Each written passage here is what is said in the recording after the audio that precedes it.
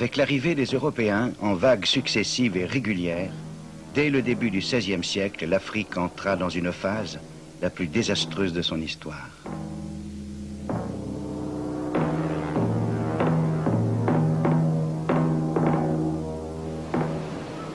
Voici l'un des 43 châteaux construits par 7 nations européennes le long de la côte occidentale de l'Afrique.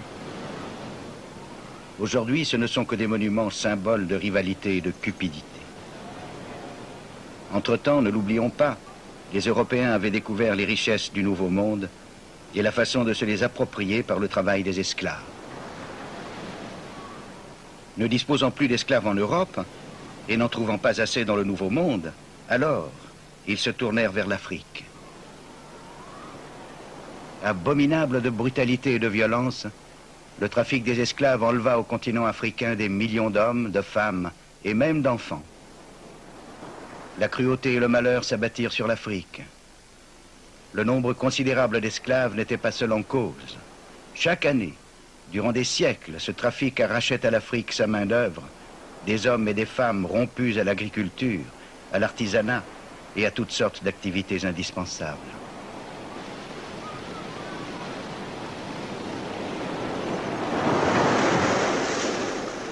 Aujourd'hui et depuis longtemps, les grands rouleaux de l'océan Atlantique ont cessé d'être une menace. Et les ancêtres de ces jeunes ont eu bien de la chance.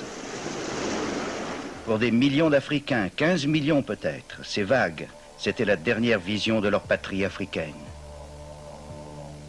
Les capitaines remplissaient plus ou moins les cales de leurs navires, leur but était identique, augmenter leurs bénéfices en débarquant le plus grand nombre possible d'esclaves vivant dans le Nouveau Monde.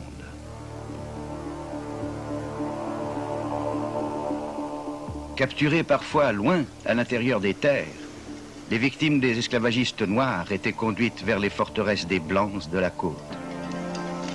Il y avait bien des protestations.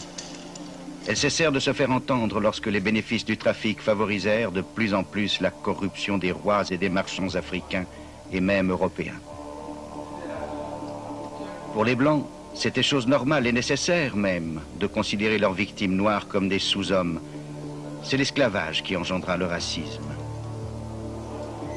À Cape Coast Castle, en Côte de l'Or, on construisit une chapelle pour la garnison britannique sur le sommet de la forteresse où, à tout moment, jusqu'à 1500 prisonniers noirs pouvaient être regroupés avant l'embarquement. Même le clergé n'osa protester contre l'esclavage. Certains étaient même prêts à partager les bénéfices.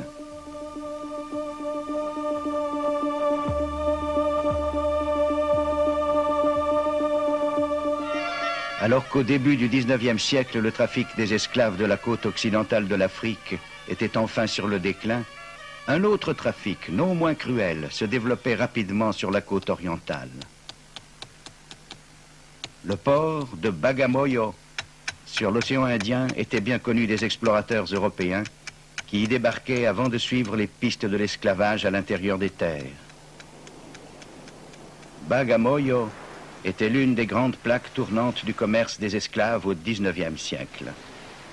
Pour des milliers et des milliers de prisonniers désespérés, capturés dans les lieux les plus reculés, c'était la fin d'un horrible voyage au terme duquel ils atteignaient le littoral de l'océan Indien, puis étaient embarqués sur les navires des Arabes de Zanzibar.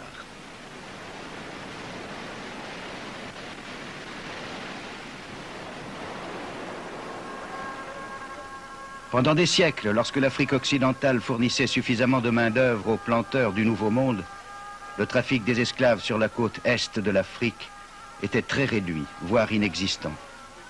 Le Moyen-Orient, l'Inde et la Chine recherchaient surtout des esclaves pour les besoins domestiques ou militaires. Sauf en Irak, pendant une brève période, il n'y avait pas de culture utilisant les esclaves en Orient. Les victimes n'en étaient pas moins des victimes, mais le trafic se pratiquait à une moindre échelle. Mais bientôt, à cause de Zanzibar, tout cela changea.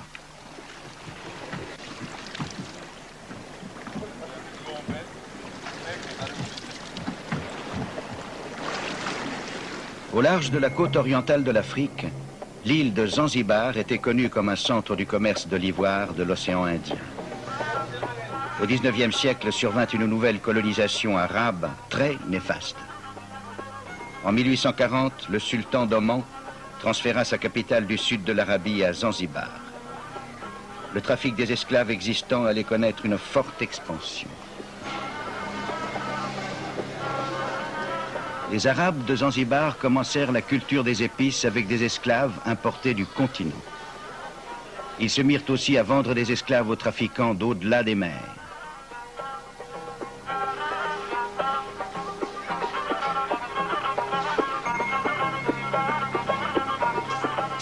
De ce fait, cette véritable calamité qu'est l'esclavagisme gagna à l'intérieur du continent.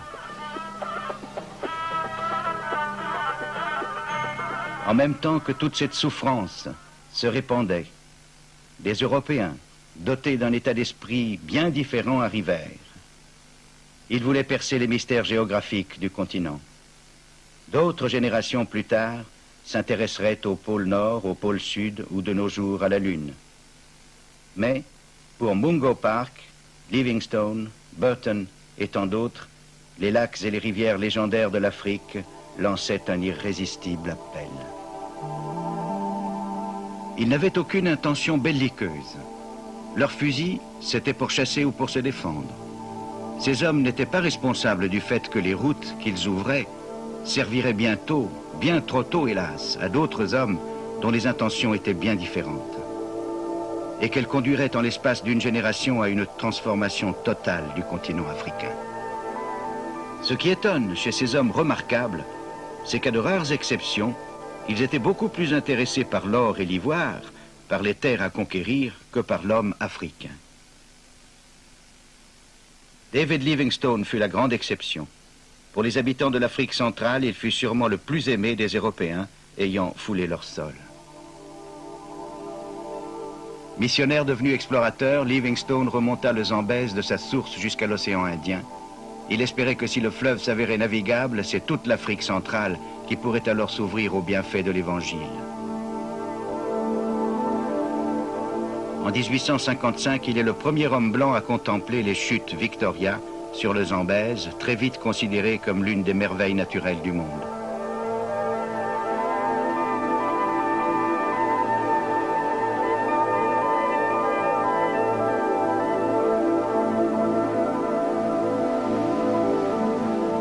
En aval des chutes, d'autres obstacles naturels interdisaient la navigation. Son bateau à vapeur construit spécialement dut faire demi-tour. Aujourd'hui, la statue de Livingstone domine les chutes de toute sa grandeur. Sur la plaque, on peut lire « Au docteur David Livingstone qui découvrit les chutes du Zambèze ». C'était en 1855. Ce qui s'est produit en fait, c'est que des amis africains avec lesquels il vivait à quelques jours de navigation lui parlèrent de ce paysage fabuleux et l'y conduisirent. Livingstone, trop généreux pour oublier ce qu'il devait aux Africains, eut soin de consigner le fait dans ses mémoires. Quant aux gens qui, beaucoup plus tard, édifièrent cette statue, ils pensaient, comme à leur habitude, que rien n'existe vraiment avant d'avoir été découvert par un blanc.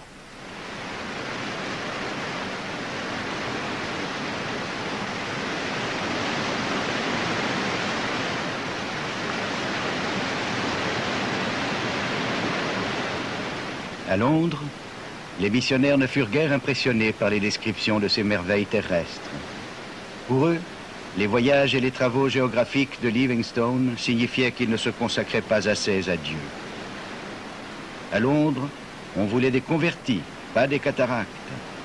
Livingstone considéra leur attitude envers les splendeurs de l'Afrique si dérisoire qu'il se retira de la London Missionary Society, la société missionnaire de Londres. Son devoir, pensait-il, lui imposait un point de vue bien plus élevé. Que les autres se chargent des choses de tous les jours. Les autres, il y en avait beaucoup.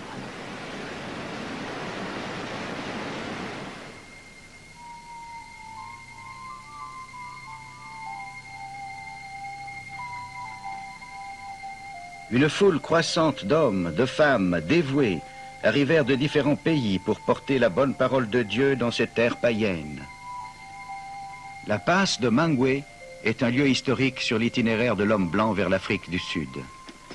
Elle commande, au sud, le passage vers le désert du Kalahari et vers la République blanche d'Afrique du Sud.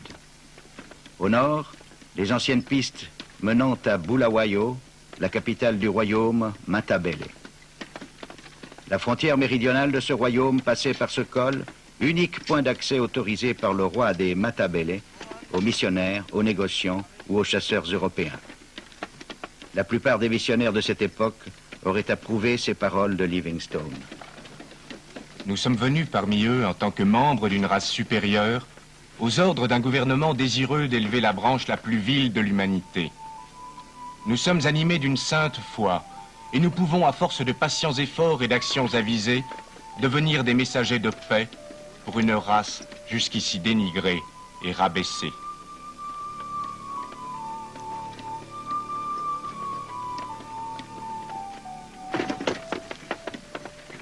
Quelques-uns pensaient différemment. Par exemple, l'évêque Tozer de l'University Mission. Lorsque nous disons que l'Angleterre ou la France sont des pays civilisés, et que la plus grande partie de l'Afrique n'est pas civilisée, qu'est-ce que cela signifie? Sans aucun doute, le fait d'avoir des chemins de fer et le télégraphe ne prouve pas nécessairement que ceux qui les possèdent soient au premier rang des nations civilisées. Rien n'est plus faux que d'affirmer que les seules apparences d'un peuple suffisent à indiquer son degré de barbarie ou de civilisation.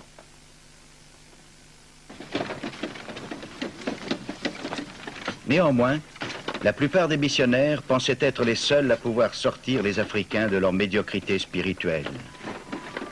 Ils affrontèrent bien des périls. Non qu'ils fussent précipités vivants dans une marmite d'eau bouillante, cela n'arriva jamais, mais ils succombèrent à des fièvres incurables et mortelles. En une seule année, ce fut le cas de 6 des 9 missions de Makololo, fondées par Livingstone. Peu de Noirs voulaient spontanément être convertis. Il fallait donc le leur demander. La force se justifie-t-elle pour sauver une âme? La flagellation était en usage dans certaines missions, dans d'autres, cette méthode était désapprouvée. S'il est admis qu'une expédition ne peut être menée à bien sans que son chef ne commette jour après jour des actes de violence, alors il eût mieux valu que ces expéditions missionnaires ne fussent pas entreprises. Si les missions ne peuvent fonctionner qu'avec des méthodes qu'aucun défenseur de la mission n'oserait expliquer en détail, alors il eût mieux valu que ces missions ne fussent pas entreprises.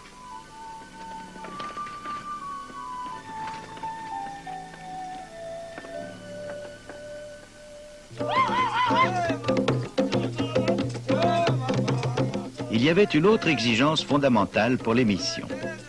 Si le message de l'Évangile devait être accepté, il fallait que les croyances spirituelles qui sont le fondement de toute la vie de la communauté africaine soient vidées de leur pouvoir et par conséquent détruites. Ce que les missionnaires étaient venus faire, c'était convaincre les Africains qu'ils devaient renoncer à leurs croyances, oublier leurs ancêtres et rejeter les structures profondes de leur culture.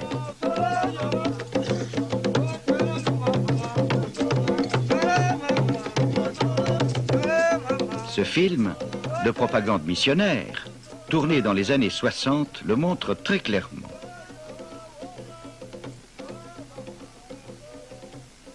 As these women, whose lives have been spent in the dark shadow of fear, listen to the radiant young girls, they wonder at their joy and confidence. En écoutant ces radieuses jeunes filles, ces femmes dont la vie s'est déroulée dans la peur s'étonnent de leur joie et de leur confiance.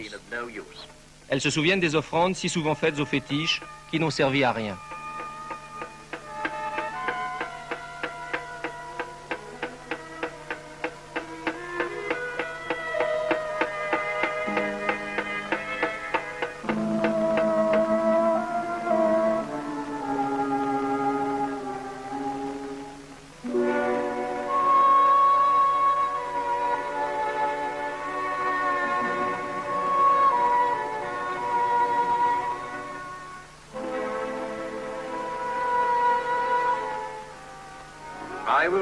Je vous parlerai de Dieu qui, lui, ne nous demande pas de sacrifice. Il s'est sacrifié pour nous. Et elle montre à ces gens hantés par la peur le symbole de l'amour de Dieu. Sometimes the people seek out the missionary later. We have lost our faith in these jujus, they say. We want to destroy them and begin a new Parfois, life. les gens viennent trouver le missionnaire. Nous n'avons plus foi dans les fétiches, disent-ils. Nous voulons les détruire et commencer une vie nouvelle.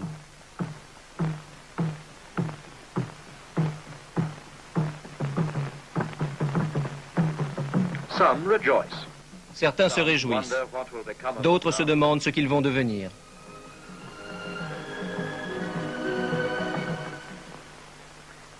Finally comes the great day when they gather for the Le grand jour du baptême arrive. Students from the training Des étudiants des collèges, des jeunes filles de l'école primaire, des hommes et des femmes. by one, they go down into the waters of Ils baptism. plongent l'un après l'autre dans les eaux du baptême.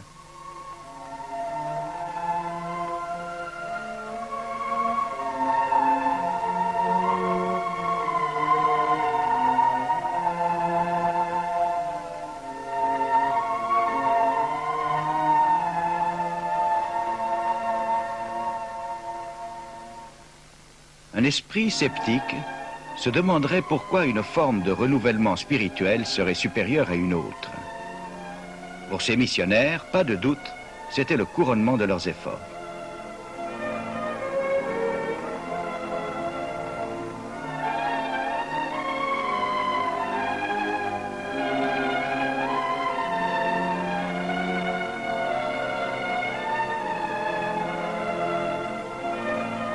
Les séminaristes, le moment venu, officieront à leur tour.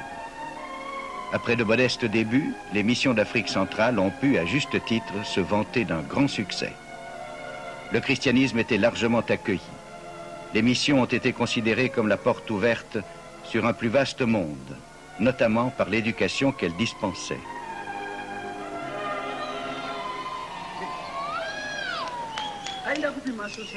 Wadi Lové, une école méthodiste du Zimbabwe moderne.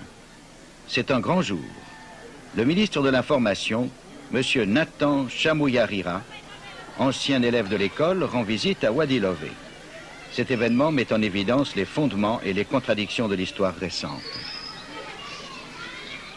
M. Chamuyarira s'exprime au nom d'un gouvernement dont les idées radicales sont probablement en désaccord avec le conservatisme de l'Église. Cependant, c'est ici qu'il a été instruit et élevé dans la religion des colons blancs, dont le mépris pour les Africains était plus fort que leur engagement chrétien de fraternité.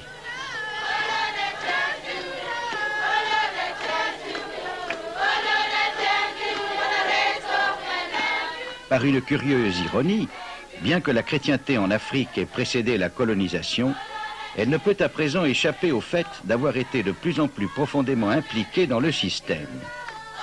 Les dirigeants étrangers ont beau être partis, le fond africain, lui, demeure.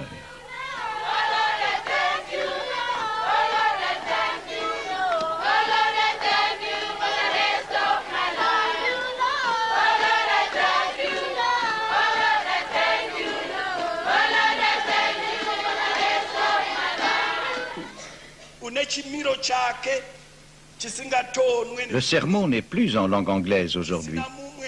Le pasteur s'exprime en Shona, la langue de la majorité des enfants de Wadi Lové. De toute évidence, il n'éprouve pas le besoin de mettre aussi fortement l'accent sur le péché ou sur la faute.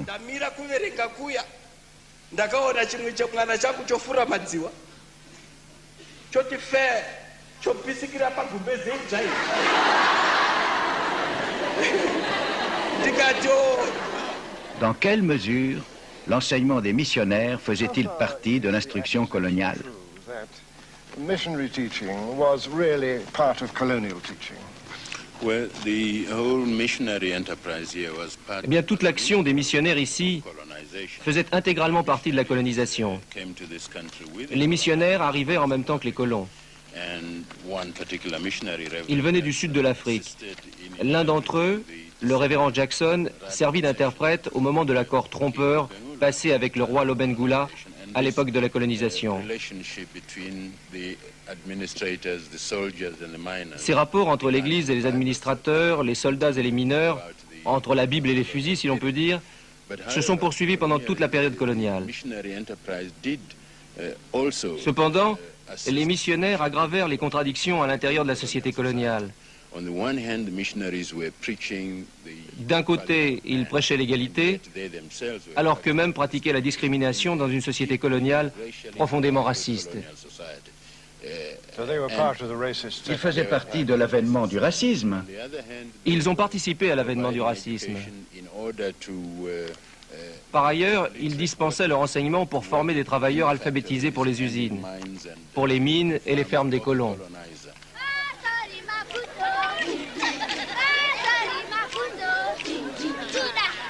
L'école a organisé une démonstration de gymnastique en l'honneur du ministre.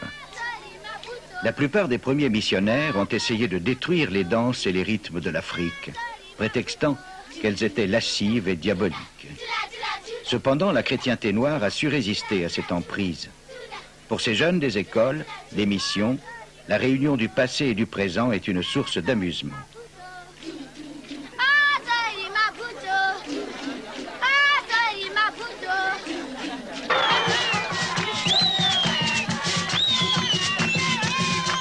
Dans un autre endroit de l'école, la vieille Afrique revit. Une élève entre en transe, ressuscitant l'esprit médium, en plein cœur d'une mission chrétienne.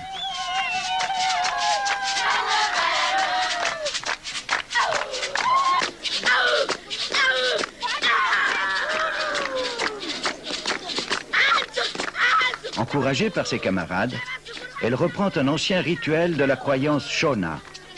Beaucoup d'Africains croient toujours que ceci est le moyen qu'utilisent les ancêtres pour communiquer avec les vivants.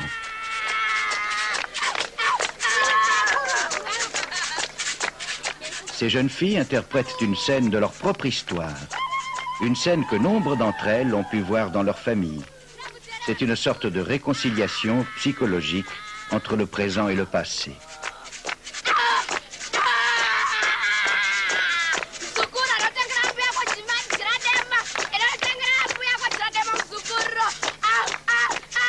Comment mesurer les conséquences de l'action missionnaire du point de vue des Africains confrontés aux réalités de ce monde?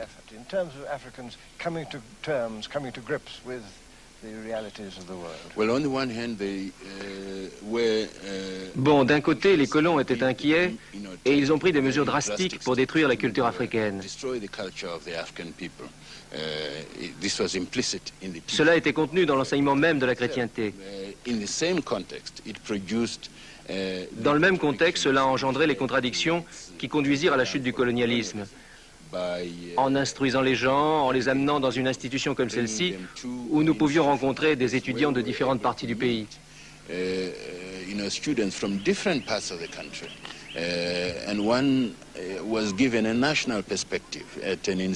Dans une institution comme celle-ci, on vous donnait un avenir national. Et il était possible, en partant, d'organiser sa vie à un niveau national.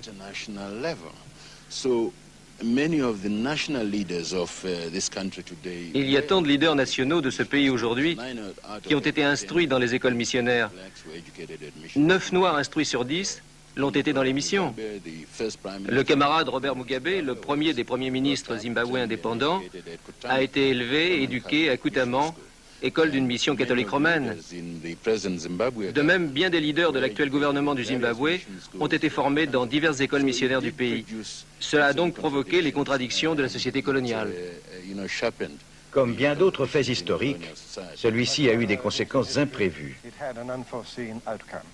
Oui, tout à fait. Lorsqu'un ancien élève vient dans votre école, sans aucun doute, certains d'entre vous devraient se sentir inspirés par sa forte contribution et par tout ce que Wadi Lové a produit en lui. Nous sommes donc très honorés de votre visite, Monsieur le ministre. C'est une visite historique et nous espérons vivement que lorsque vous en aurez le temps, vous pourrez revenir et voir davantage de choses à Wadi Lové. Oh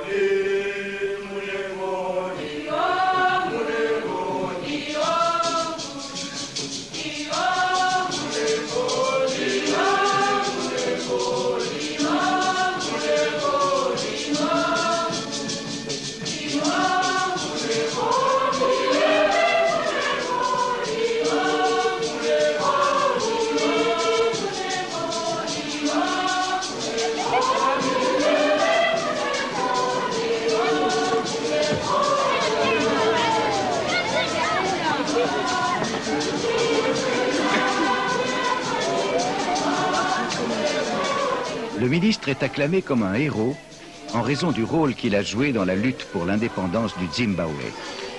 Et peut-être aussi parce que sa visite était l'occasion d'un jour de vacances supplémentaires.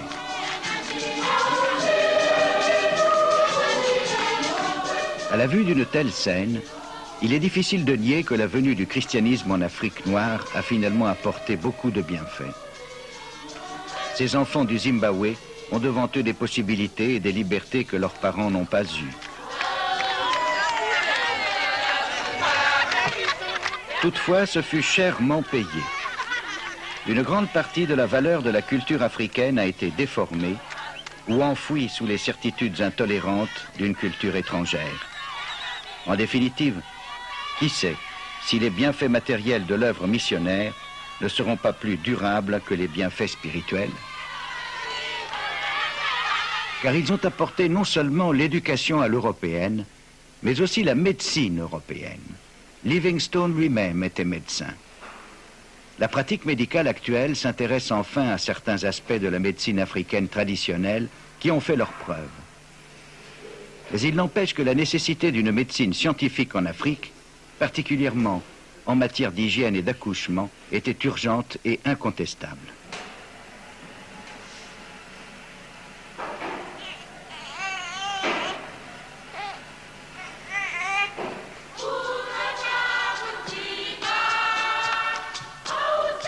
Ce qu'il y a de plus plaisant peut-être pour un observateur étranger, c'est la façon dont les Africains ont adopté le christianisme à leur rythme et à leur style de vie.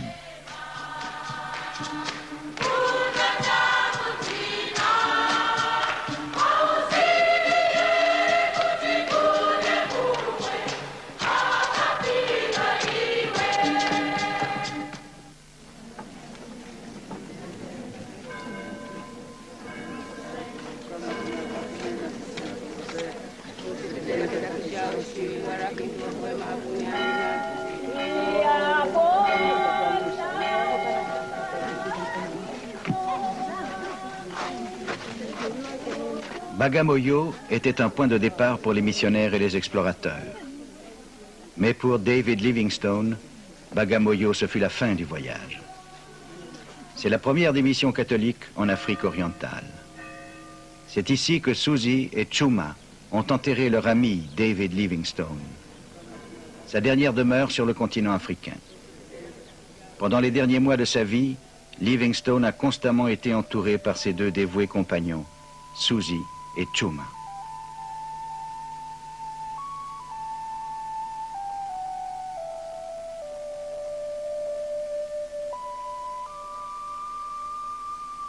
Ce sont eux qui l'ont soigné pendant la maladie qui devait l'emporter. Après sa mort, en 1873, ils ont entrepris ce long périple africain de plus de 2000 kilomètres pour ramener son corps sur la côte. Pour cet acte plus que chrétien, ils furent désapprouvés sans explication et brutalement congédiés. Plus tard, fort heureusement, ses compagnons fidèles ont été traités moins grossièrement. Il faut bien dire cependant que Livingstone lui-même avait sa responsabilité dans cette attitude. Rappelez-vous ces paroles. Nous sommes venus parmi eux en tant que membres d'une race supérieure pour élever la branche la plus vile de l'humanité. C'était un homme de son époque, bien sûr, et de telles attitudes étaient fréquentes. Mais il affirmait aussi, et ceci n'était pas courant du tout, qu'on pouvait faire des Noirs les égaux des Blancs grâce à deux bienfaits de l'Europe, la chrétienté et le commerce. Voilà ce qu'il croyait, et il le croyait encore lorsqu'il mourut. Mais qu'aurait-il pensé s'il avait pu voir les conséquences de ces deux bienfaits de l'Europe ?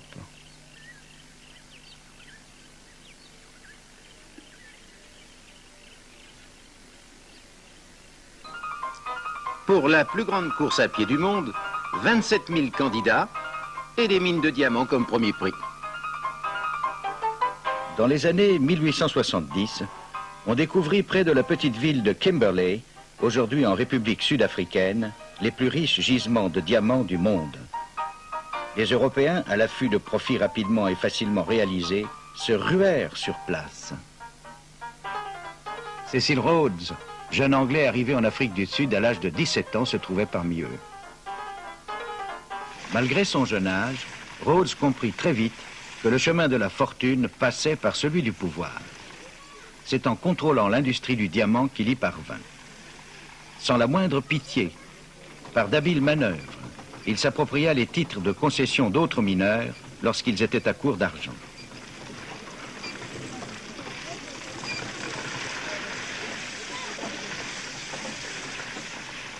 Rhodes voyait là la possibilité pour lui de devenir le roi du diamant. Son royaume allait être une Afrique où l'anglais, l'homme anglais, régnerait en maître. Il écrivit: Imaginez seulement ces lieux, actuellement habités par les représentants les plus méprisables de l'humanité. Quel extraordinaire changement s'ils passaient sous l'influence anglo-saxonne. Cet ancien film, tourné à Kimberley, donne une idée de cette attitude arrogante.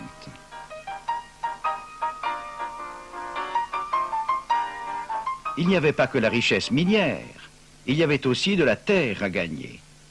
Pendant tout le 19e siècle, à partir de la colonie du Cap, les forces britanniques étendirent leur emprise sur les peuples noirs avoisinants. Jusqu'à ce que, en 1879, elles se heurtent aux plus formidables d'entre eux, les Zoulous.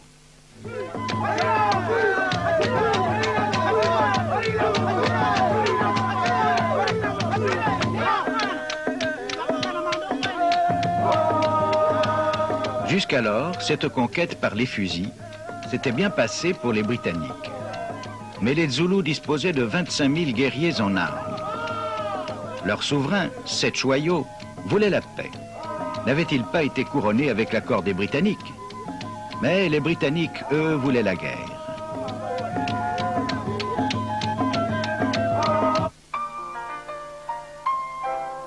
Ces diapositives idylliques, l'équivalent victorien des actualités filmées, montraient la guerre telle que la métropole voulait l'imaginer. C'étaient les beaux jours de l'Empire, et ici les forces britanniques assujettissaient une fois de plus une foule de sauvages païens avant de leur octroyer la bénédiction de la civilisation anglo-saxonne. La réalité était tout autre. À Islandwana, les Zoulous infligèrent à l'Empire britannique la pire défaite de toute son histoire. Tandis que les Britanniques se précipitaient pour enlever le couvercle de leur caisse de munitions, ils furent littéralement submergés par les Zoulous. À la fin du jour, tandis que les Zoulous célébraient leur victoire, 800 soldats de Sa Majesté étaient étendus morts. Pas un blessé n'avait été épargné.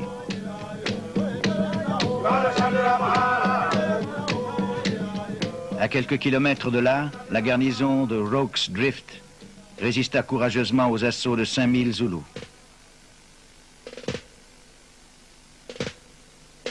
La puissance de feu de l'armement moderne joua son rôle dévastateur.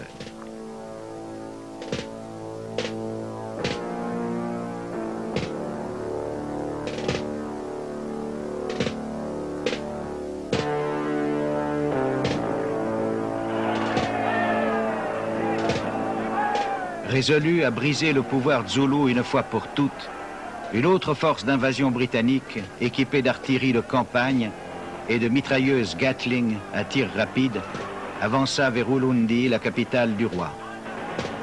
L'armée zoulou était sur place, et ce qui s'ensuivit fut plus un massacre qu'une bataille. Quelques 1500 Zoulous moururent au cours d'une charge stérile contre les armes à feu. On estima à 12 les pertes britanniques. C'en était fait de l'indépendance de la nation Zoulou.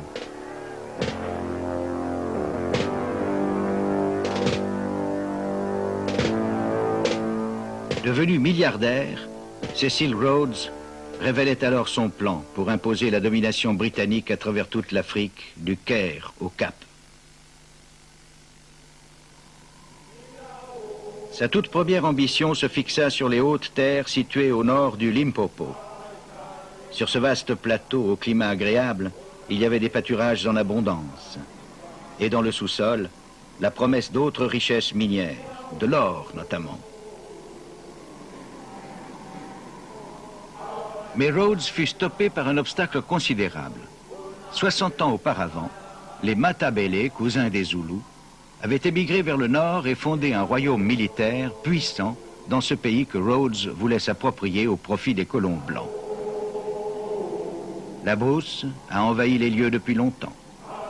Mais il y a 100 ans, c'est ici, dans cet endroit désertique, que se trouvait le siège du gouvernement Matabele. Le roi Lobengula n'était que le second souverain Matabele. Il devait être le dernier. Fidèles à la tradition zoulou, ces hommes vivaient la lance à la main, rançonnant leurs voisins, les Shona, leur prenant femmes et bétail. Ils estimaient que cette terre leur appartenait de droit et en titre. À présent, par une suite de tromperies, Cecil Rhodes et ses compères arrivèrent à déposséder les Matabele de leurs terres, de leur bétail et de leur liberté. Un jour, le roi Lobengula raconta une histoire à un visiteur blanc. Il lui dit: « Avez-vous jamais observé un caméléon et une mouche? Le caméléon se place derrière la mouche, puis, doucement, il avance une patte, puis une autre, et lorsqu'il est suffisamment proche, il lance sa langue et la mouche disparaît. Je suis la mouche, dit Lobengula, et vous êtes le caméléon. » Lobengula avait autorisé quelques missionnaires blancs à s'installer aux abords de l'enceinte royale.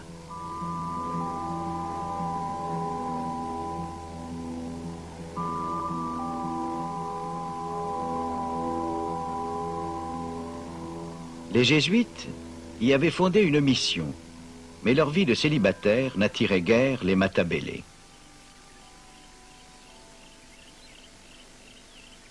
Mais d'autres missionnaires, des protestants de confessions diverses, qui apportaient avec eux les nombreux schismes de la foi chrétienne, commencèrent à avoir une certaine influence. Mais non sans malentendu, comme cet homme plus que centenaire se le rappelle. Le premier missionnaire qui arriva ici s'appelait Helm. Et lorsqu'il disait « prions », on nous disait de fermer les yeux. On se méfiait de ce qu'il pourrait nous faire, alors on regardait entre nos doigts pour voir ce qui se passait.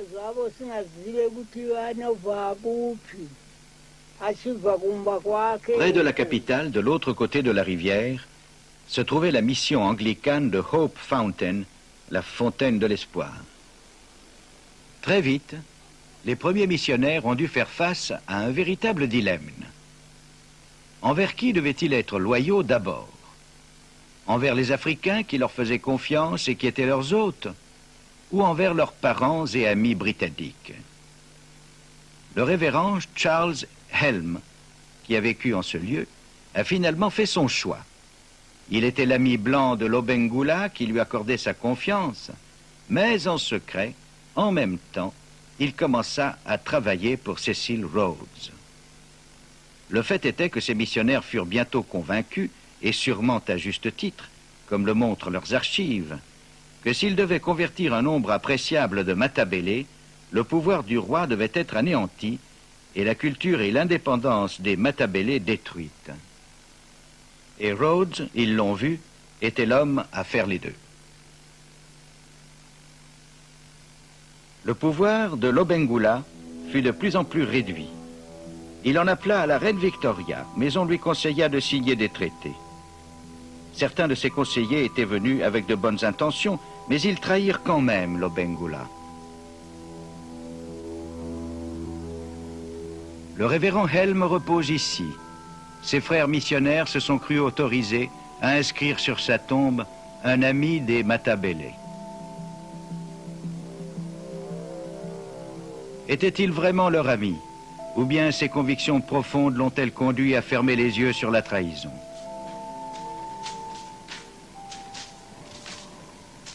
En 1890, Rhodes et ses hommes étaient prêts à marcher. Voici les scènes du film Rhodes Africa, Cecil Rhodes d'Afrique, relatant la célèbre épopée pionnière à la manière d'une glorieuse légende. Presque une justification en soi de leur droit à la terre qu'ils s'apprêtaient à confisquer.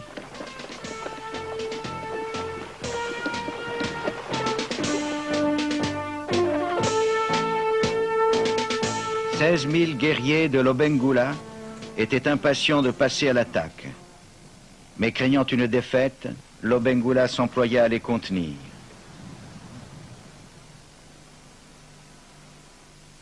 La colonne marcha vers le nord.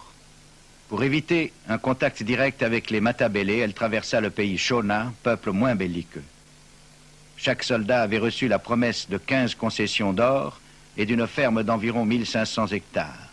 Voici ce qu'en disait un contemporain. Un mélange comme j'en ai jamais vu de ma vie.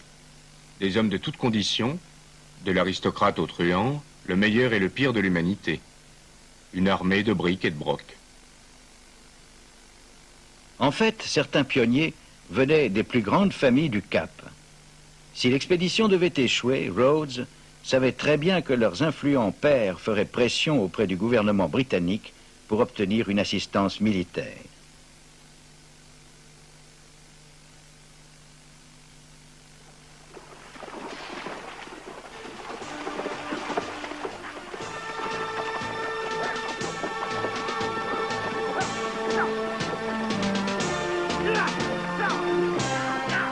Photographié par un inconnu, le drapeau anglais Union Jack flotte pour la première fois sur Fort Salisbury. Ainsi s'accomplissait le rêve de Cecil Rhodes, cette terre sera anglaise. Cette scène allait devenir légendaire.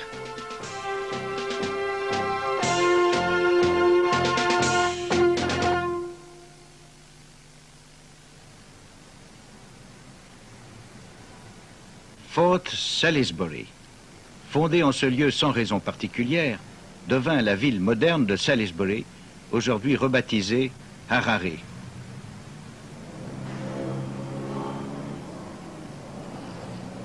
Ailleurs, sur le continent, bien des villes sont nettement africaines de par leur style de vie, leur atmosphère. Ce n'est certes pas le cas ici. En l'espace de 60 ans, ils en ont fait le type même d'une ville occidentale.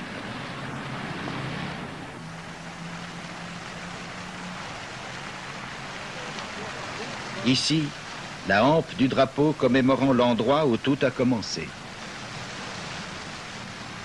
En pleine ville, on lit sur la plaque de ce monument « Au groupe de pionniers spécialement recrutés pour fonder la première population civile du pays Mashona ». Mais qui pouvait de plus se recommander de cette condition civile? Les Noirs qui habitaient le pays Mashona depuis longtemps et l'avaient fait prospérer, ou bien les Blancs qui le leur avaient pris par la violence et la tromperie? Cela peut paraître une question dure à présent, mais l'expropriation des Shona était rude elle aussi. Ils avaient colonisé la terre des siècles auparavant, ils l'avaient maîtrisée et domestiquée, et en plus maintenant, ils avaient perdu les droits attachés à leur origine.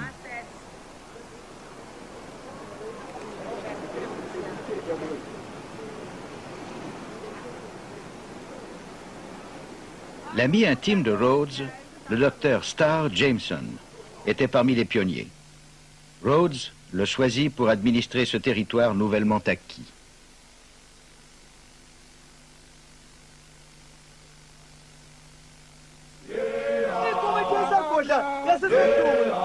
Au sud-ouest, les Matabele invaincus étaient toujours là. En 1892, Jameson décida qu'il était temps d'en finir avec eux. Il trouva facilement le prétexte. Bien qu'à présent les Shona soient censés être sous la protection des Blancs, ils étaient encore la cible des raids Matabele. Un conflit au sujet de bétail provoqua bientôt la guerre dont Jameson avait besoin.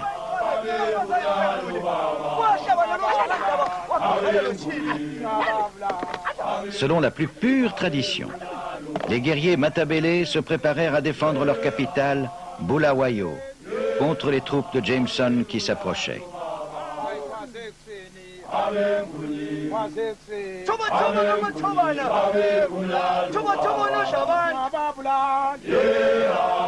Mais qu'importe le courage des Matabele maintenant, car comme le chanta cyniquement un poète anglais, en cette heure périlleuse, advienne que pourra. Nous avons des mitrailleuses, les Matabele n'en ont pas.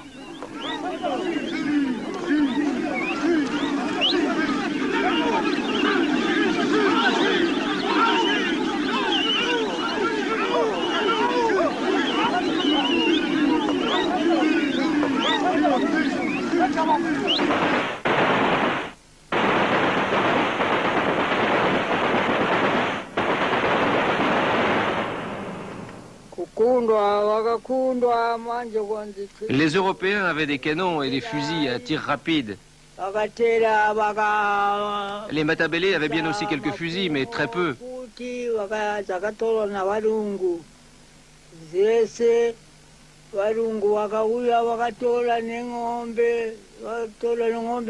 Ils virent les fusils des Européens.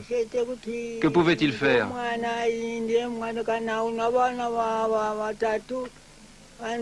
Ils n'avaient que leurs lances.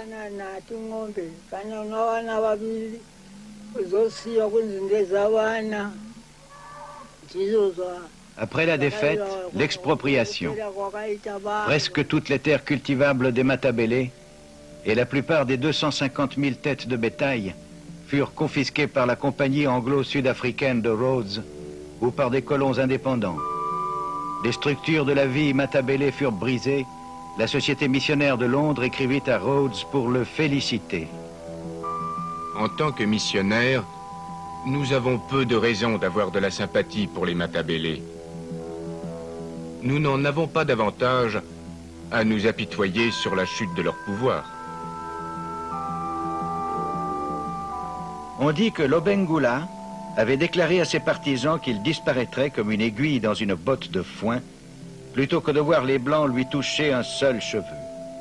Il disparut effectivement, tandis que ses guerriers essayèrent en vain de trouver un nouveau foyer au nord, de l'autre côté du Zambèze.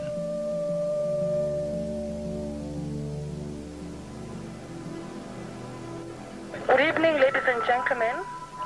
Welcome on board our cruise. Bonsoir, bienvenue sur notre croisière Ama Tongayo, ce qui signifie l'eau qui nous met à l'épreuve. Mon nom est Bibi et le commandant Sanversa est aux commandes ce soir.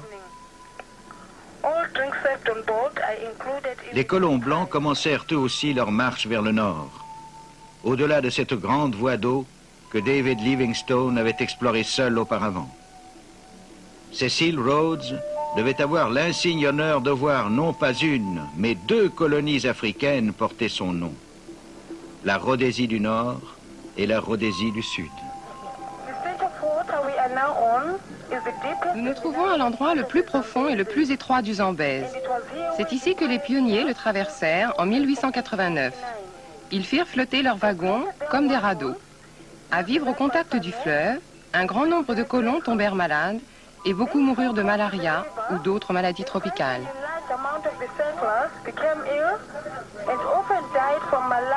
Livingstone était mort exactement 20 ans plus tôt. À présent, les voies du christianisme et du commerce étaient ouvertes. Ici, là où Livingstone avait trouvé, selon ses propres termes, une sécurité parfaite pour la vie et pour la propriété, mais où rien de tout cela n'existait plus pour les Africains. La résistance africaine existait encore. En 1896, 3 ans après, des guerriers Matabele qui avaient survécu au désastre, environ 14 000 hommes, certains armés de fusils à présent, se soulevèrent en une furieuse révolte. Ils s'abattirent sur des colonies de Blancs isolées et massacrèrent plus d'une centaine de fermiers. Pris au dépourvu, les colons dans leur ensemble se replièrent à Bulawayo, dont ils firent un camp fortifié avec leurs chariots. Ensuite, les Shona, rendus furieux par les impôts et les travaux forcés dans les fermes des Blancs, se soulevèrent à leur tour. Conduits par leurs chefs religieux, Nehanda et Kagubi, ils menèrent un combat de guérilla opiniâtre qui dura plusieurs mois. Les 2 soulèvements ne furent écrasés qu'en 1897.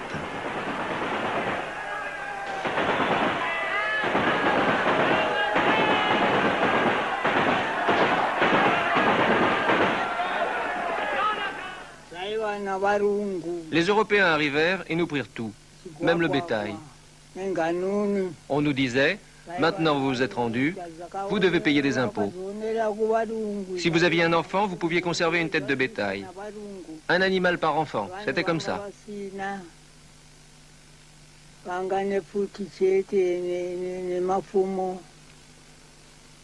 Les colons avaient subi de lourdes pertes pendant la bataille.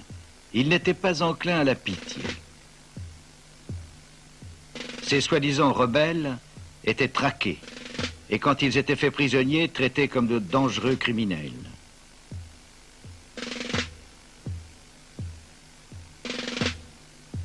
Enchaînés les uns aux autres, ils étaient traduits devant des tribunaux expéditifs et souvent pendus au premier arbre venu.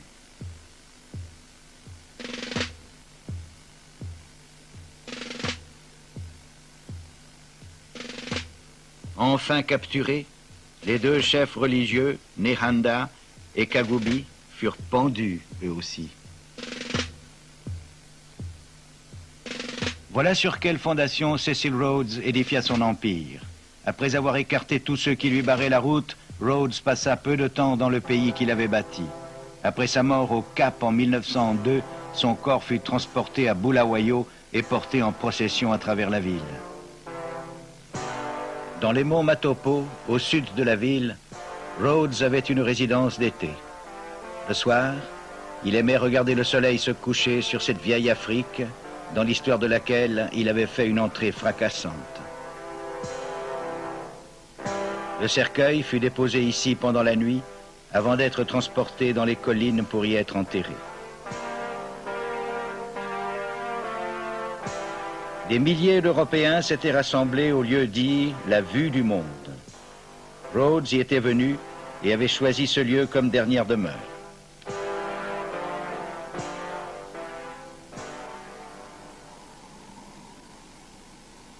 Ainsi, Rhodes fut-il enterré au cœur du pays qu'il avait conquis.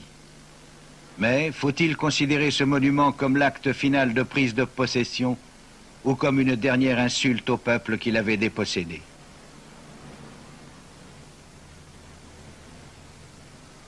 Certaines des pages les plus sombres de l'histoire du continent noir furent certainement écrites par des hommes d'une extraordinaire énergie, volontaires et orgueilleux, pénétrés de convictions impérialistes comme cet étudiant d'Oxford qui fonda les plus grandes compagnies mondiales de l'or et du diamant.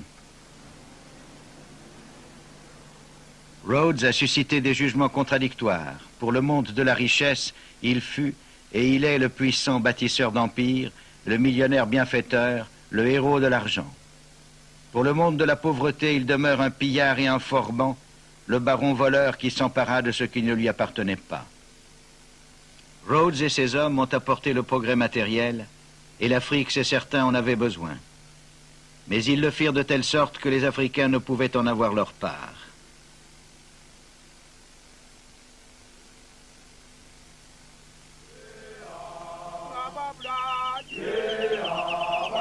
Ils ont privé les Africains de leur liberté, cette liberté fondamentale qui permet à l'humanité d'aller de l'avant et de se développer.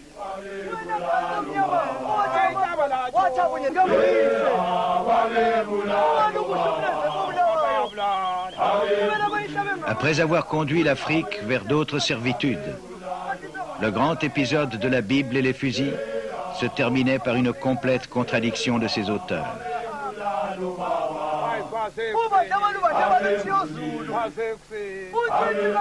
Plus que jamais, les principes et les rêves généreux d'hommes tels que Livingstone allaient être reniés, voire réduits à néant dans un proche avenir.